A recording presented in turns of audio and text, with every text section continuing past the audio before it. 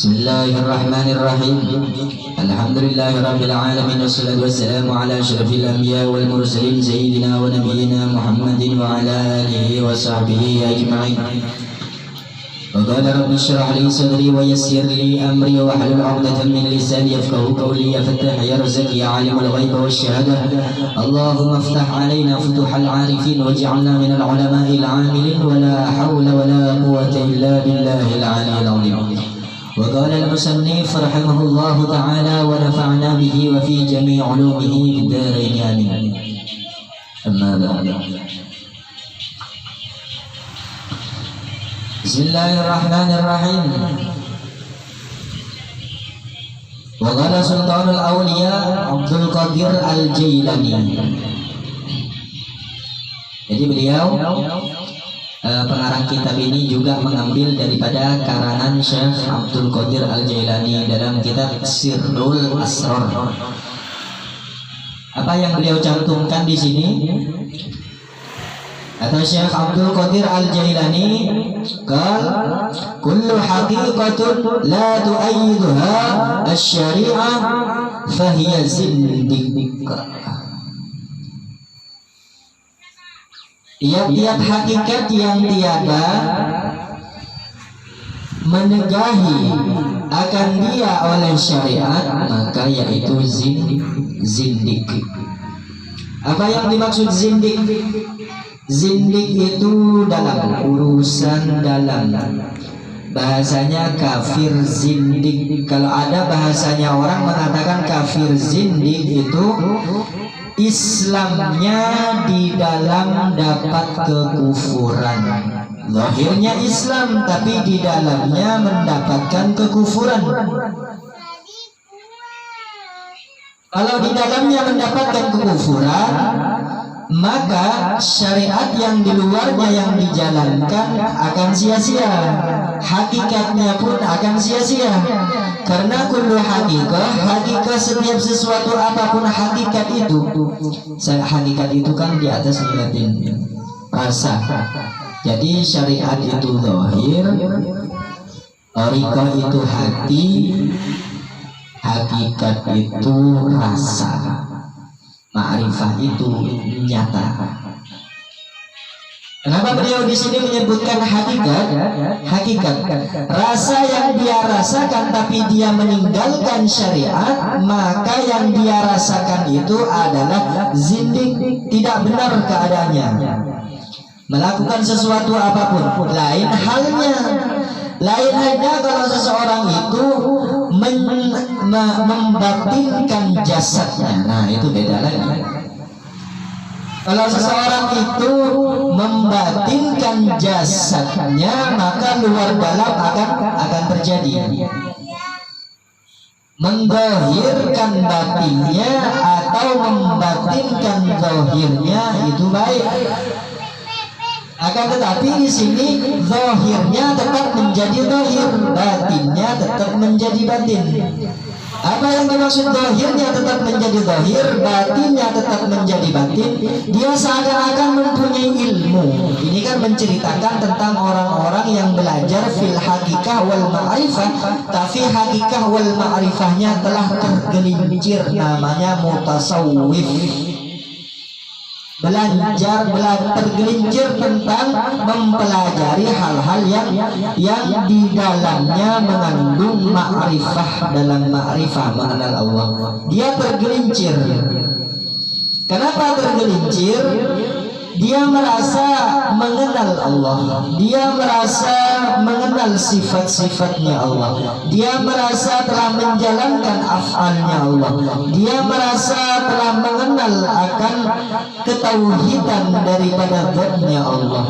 Akan tetapi tentang pelajaran yang dia pelajari selalu menyertakan hawa nafsunya di syariat, menyertakan hawa nafsunya yang zahir, yang syariat, yang asma'nya dia sertakan nafsu, yang sifatnya dia sertakan nafsu, yang af'alnya dia sertakan nafsu, yang zatnya dia sandarkan kepada nafsu.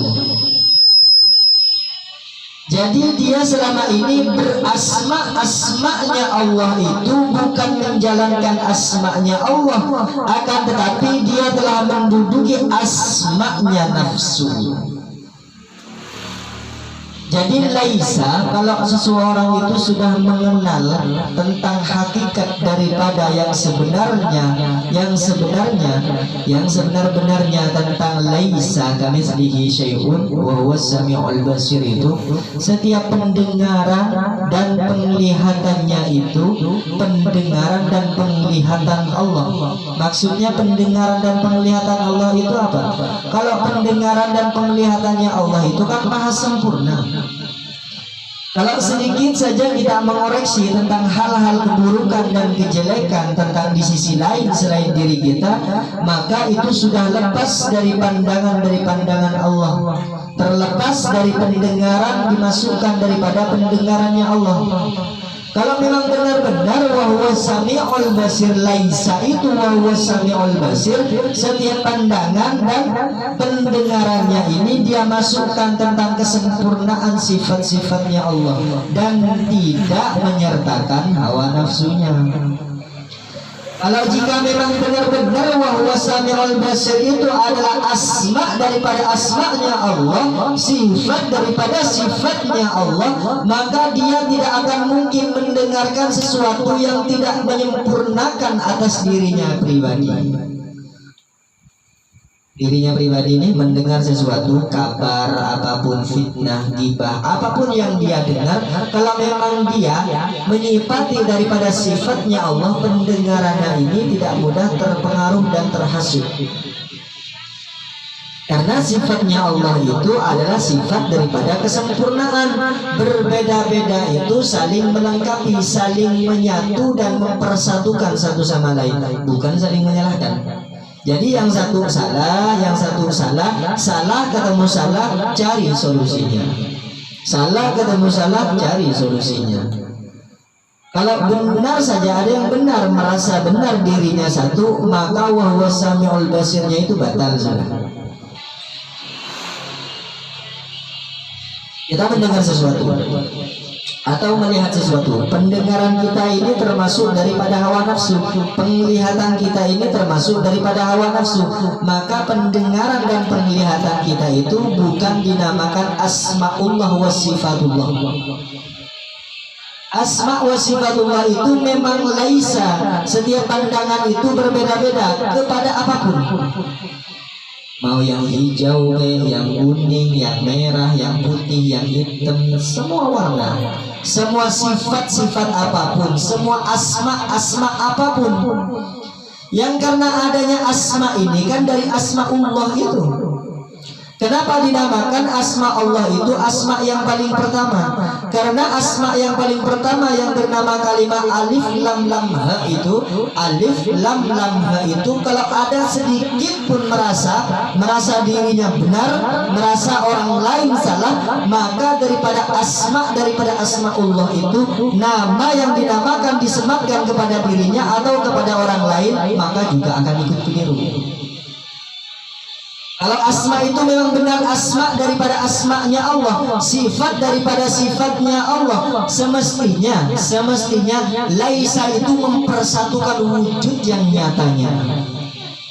Makanya di dalam surah Yasin, mubin itu ada berapa di dalam surah Yasin? Mubin di dalam surah Yasin itu ada 7. Dari situlah timbulnya. Dari situ timbulnya apa? Wa huwa ma'akum aina ma kuntum. Khalaqallahu fis samawati wal ardh. Sabbaha lillah ma fis samawati wa ma fil ardh. Bertasbih semuanya, apa-apa yang di langit itu 7. Nyata sudah dinyatakan akan ilmunya Allah, apa yang kita pandang. Ketika kita melihat ke atas, bukan hanya langit saja yang kita pandang. Apa yang berada di langit penuh dengan warna. Terkadang ada pelangi, ada bulan, ada bintang, ada matahari, ada kadang burung berterbangan. Itu sebagai tanda daripada tanda kebesaran Allah. Nyata.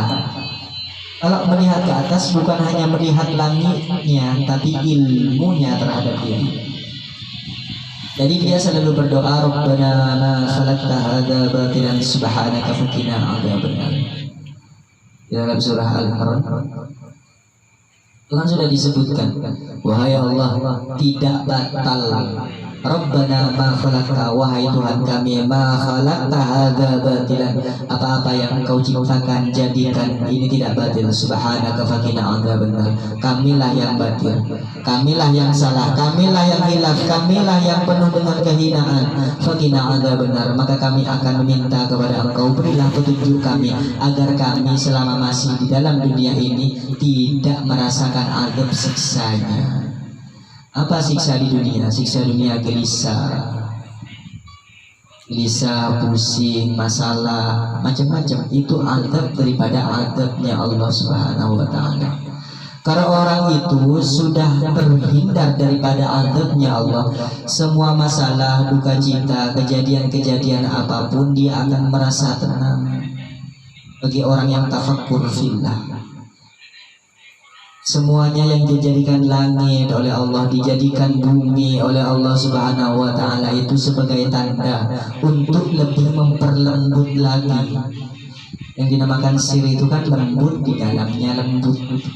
Lembut itu masih bukan sir, lembut di dalamnya lembut. Hasil kelembutan yang kita hasilkan itu dinamakan sirullah.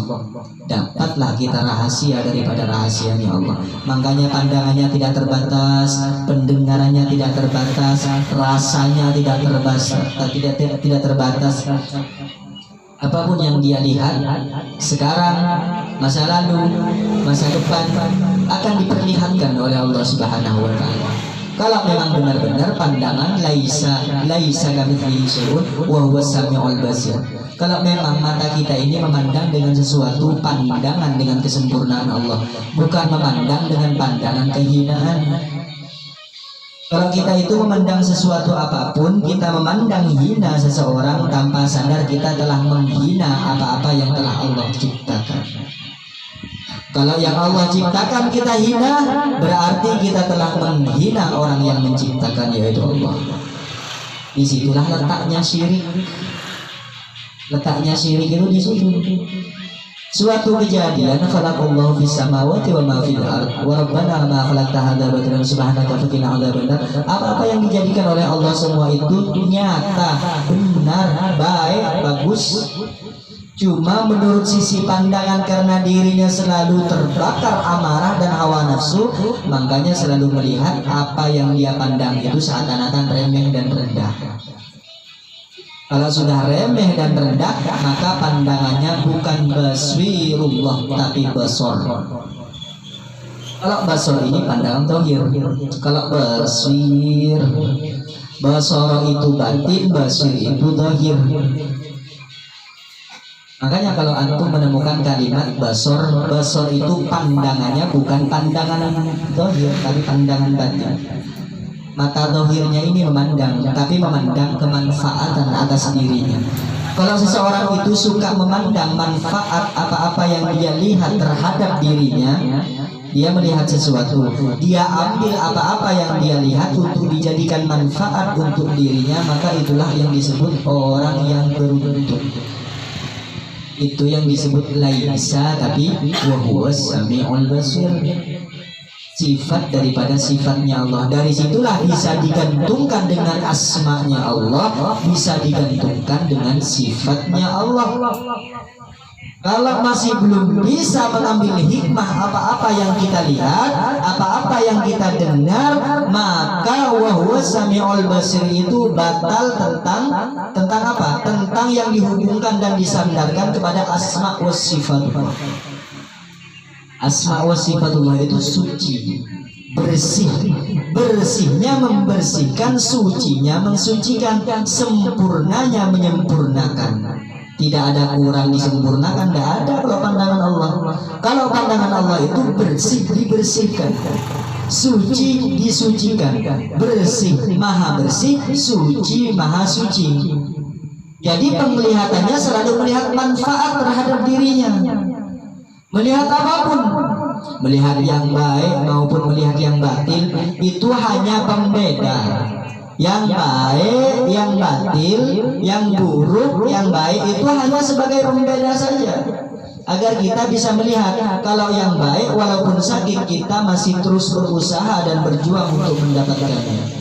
Sekalipun enak, tapi itu yang baik sekalipun enak, kalau itu membawa terjerumus kita dalam lembah kemungkaran, maka kita hentikan. Itu yang disebut wahuwas samiul basir. Jadi zindik-zindiknya di sini apa? Zindiknya di sini dia mengakui sesuatu itu melihat, dia sesuatu mengakui asma'nya Allah itu adalah diriku. Nah, itu zindik sudah masuknya di situ, zindik. Masuknya zindik sudah. Apapun yang dihakikatkan terhadap dirinya, kalau dia itu masih belum memperbaiki pandangan dan pendengarannya, maka Islamnya selama ini Islam zindik, agamanya kafir zindik. Kafir zindik. Zahirnya biasa. Islam, kalau ditanya Islam.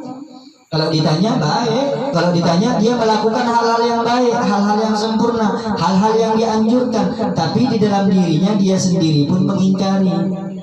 Itu yang disebut orang itu tak tahu di mana dia berletak, kedudukannya masih belum tahu. Kalau seseorang itu sudah mengetahui tentang kedudukan daripada kafir zindik, hakikat terus syariah ini, kedudukannya dia akan mengetahui yang mana yang disebut zindik, yang mana yang disebut fasik, yang mana yang disebut batil, yang mana yang disebut hak. Sudah nyata terhadap dirinya. Memandang keburukan, dia selalu mengambil hikmah atas keburukan yang dia pandang untuk memperbaiki dirinya. Mendengar sesuatu yang buruk, sesuatu yang baik, jangankan yang baik, yang buruk pun dia dengar, selalu dia mengambil hikmah dengan keburukan yang dia dengar itu agar untuk memperbaiki dirinya. Yang Rasulullah takutkan itu bukan kekufuran yang nyata. Yang Rasulullah takutkan terhadap umatnya ini adalah yang tersembunyi itu. Kesyirikan yang tersembunyi itulah yang ditakutkan. Itulah yang menimbulkan penyakit luar. Itu zindik namanya. Akhirnya merasa baik, merasa mengakui, merasa melaksanakan, merasa memperbuat, merasa berasma-asma'nya Allah, bersandar kepada Allah, merasa bersifat-bersifatnya Allah, merasa beraf'al-af'alnya Allah, merasa berdat dirinya ini adalah datnya Allah. Padahal selama ini dia tidak tahu kedudukan. Kalau dapat masalah sedikit langsung besar amarahnya. Kalau mendengar sesuatu yang tak nyaman terhadap dirinya, dia selalu merasa tersinggung. Kalau apa-apa yang dia lihat menyalahi terhadap dirinya, dia selalu amarah. Itu tidak dinamakan dengan asma'nya Allah, tidak dinamai dengan af'alnya Allah, sifatnya Allah. Bukan begitu yang dinamakan terhadap diri ini, enggak. Makanya kedudukan ruh pada diri ini adalah zat. Kenapa? Agar mendohirkan, menjasadkan ruh. Maksudnya yang menjasadkan ruh, mendohirkan batin itu apa? Mengikuti hal-hal yang baik di dalam agar teraplikasi kepada yang dohir ikut baik pula. Kalau yang di dalam ini baik, mengikuti yang baik terhadap diri, maka yang luar itu akan mengikuti kebaikannya. Kalau di dalam ini sudah kotor, sebaik-baiknya luar ini, lambat laun akan ikut kotor pula. Akan ikut kotor. Sholatnya lancar, sholatnya tidak pernah putus, tidak pernah kotor, tidak pernah dijamak. Terus aktif puasa sunnahnya, puasa wajibnya, akan tetapi dia lupa untuk memperbaiki batinnya. Kalau lupa memperbaiki batinnya, maka itu dinamakan fasik. Kalau lupa untuk memperbaiki zahirnya, itu dinamakan zindik. Kafir zindik.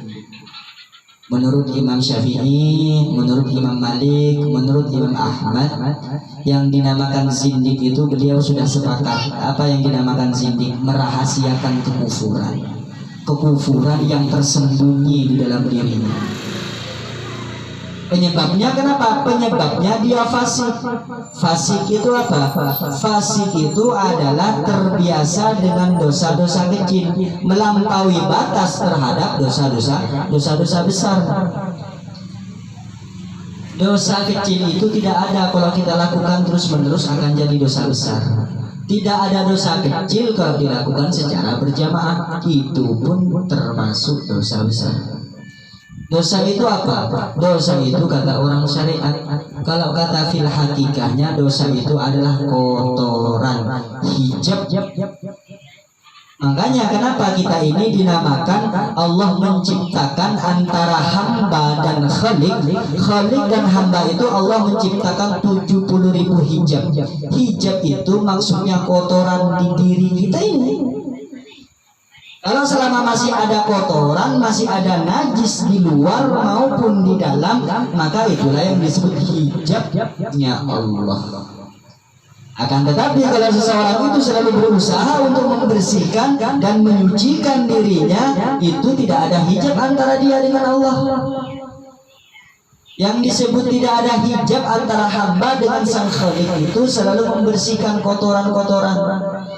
Dosa itu kotoran, najis itu haram. Jadi kalau bahasa orang syariat haram, kalau bahasa orang hakikat najis. Berarti kita suka melakukan hal-hal yang najis. Berarti kita suka melakukan hal-hal yang kotor. Kata syariat dosa, kata syariat haram, kata hakikat kotor, kata hakikat najis. Jadi kalau masih ada kotoran, masih ada najis di diri, itulah hijab terbesar kita untuk menghadap Allah. Itulah yang dimaksud hijab kita untuk mengenal asma Allah. Itulah yang disebut hijab kita untuk mengenal af'al, asma dan dzatnya Allah. Jangan harap ketika kita mengenal sesuatu faham akan tentang hal ini, faham kita sudah faham. Kalau kefahaman itu hanya sekedar di akalnya saja, maka asma, sifat, dzat, af'al itu akan hilang dari dirinya. Yang terjadi adalah asma, af'al, sifat, dzatnya nafsu. Jadilah itu yang dinamakan hawa, yang bergelora, yang menggebu-gebu. Dia itu tidak mau sesuatu apapun kecuali apa yang dia inginkan tercapai, apa yang dia cita-citakan tercapai. Jadi jangan sampai tertipu. Kalau seseorang itu mau enak saja, mau nyaman saja, mau santai saja, jangan harap mendapatkan mutiara asma. Jangan harap mendapatkan mutiaranya af'al. Jangan harap mendapatkan mutiaranya hakikat. Apalagi mendapatkan mutiaranya dzat. Terhijab semua. Dinding, itulah dinding terbesar. Itulah penghalang hijab terbesar antara kita kepada sang khalik. Kalau nanti kita sudah wafat, ruh ini meninggalkan jasad, apa yang mau kita hadapkan kepada Allah? Kalau di dunia saja belum tahu tentang asma, sifat, af'al, dzatnya Allah, di akhirat kita pun tidak pernah tahu. Kalau di dunia ini kita hanya akal-akalan saja tentang yang empat tadi, asma, af'al, sifat, dzat, maka di akhirat nanti kita akan buta sebuta-butanya. Kalau orang buta yang bisa melihat, bisa merasakan, bisa merenungkan tafakkur tentang asma'nya Allah, tentang af'alnya Allah, tentang zat dan sifatnya Allah, maka dia tidak akan mendapatkan jalan buntu dalam segala masalah. Dia akan selalu mendapatkan solusi dalam setiap masalah. Makanya kalau orang itu kalau sudah dekat, kenal dan dikenal oleh Allah Subhanahu wa Ta'ala, tidak ada duka cita dan kesedihan, tidak ada masalah. Bukan masalah yang selalu dia pikirkan, tapi solusi dalam setiap masalah yang dia akan selalu renungi terhadap dirinya. Setiap geraknya, diamnya, duduknya, berdirinya, selalu tafakkur fillah, merenung atas kebesarannya Allah Subhanahu wa Ta'ala, disimpulkan terhadap dirinya.